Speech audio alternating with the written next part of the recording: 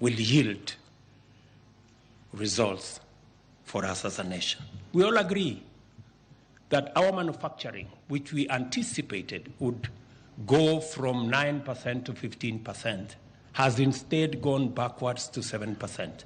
And we need to put policy interventions like the ones of promoting our manufacturing endeavors, making sure that we provide opportunities and interventions to promote manufacturing.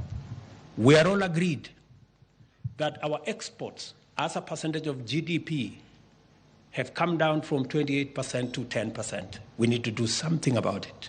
We need to promote, we need policy interventions that will encourage our exports.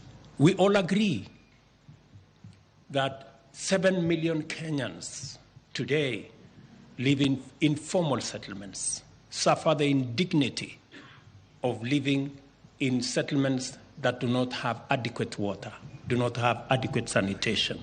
They are our brothers and sisters. We all agree that our agricultural land is threatened by subdivision, and food insecurity is a reality. That is why